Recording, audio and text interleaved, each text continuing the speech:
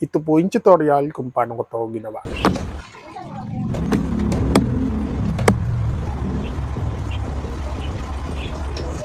Kung gusto mong matutunan to, tapusin mo ang video ito hanggang dulo. Basic lang po.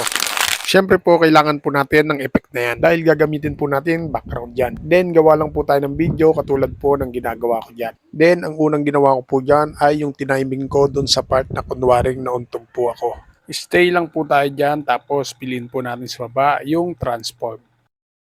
Tapos po, ibaba lang po natin yung boundary na nasa taas. Itapat lang po natin sa ulo ng ating karakter. Kung goods na, focus naman po tayo doon sa ating gagamitin background. Dahil maigsi po yan, pahabain po natin yan.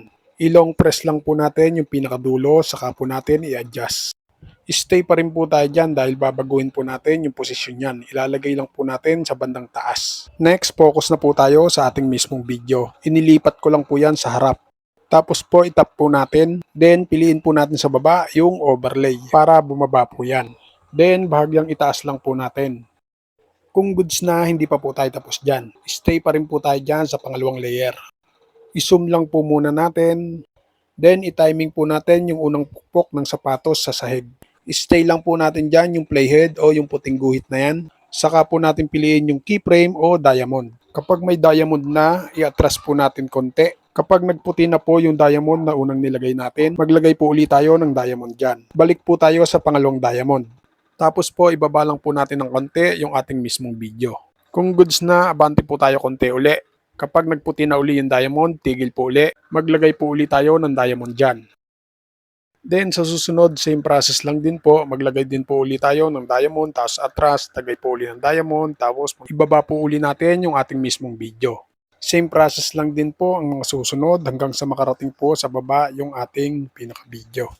Next po natin, focus naman po tayo doon sa part na kunwaring naumpog na yung ating karakter sa itaas. Stay lang po tayo dyan, tapos piliin po natin sa baba yung freeze. Kapag may naka-freeze na po tayo, yung nasa dulo, yung sobra, delete na po natin yan. Then, stay lang po tayo sa ating pinrest. Tapos po, piliin po natin sa baba yung adjust. Next, piliin po natin dyan yung HSL. Tapos po, lahat ng mga kulay dyan, i-adjust lang po natin para magbukang walang kulay yan. Kung goods na, export na po muna natin to. Hindi pa po tayo tapos dyan. Tapos po, new project po ulit tayo. Then, kunin po natin yung ating in-export. Then, i-timing po natin dun sa part na nauntog na yung ating karakter. Then, piliin po natin yung effect. Tapos po, video effect.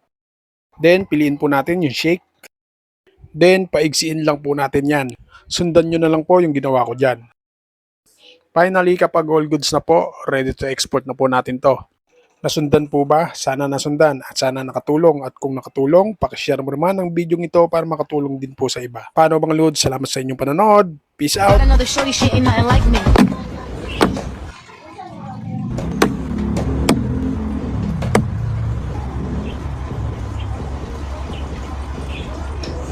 About to catch another fight. Apple bottom make 'em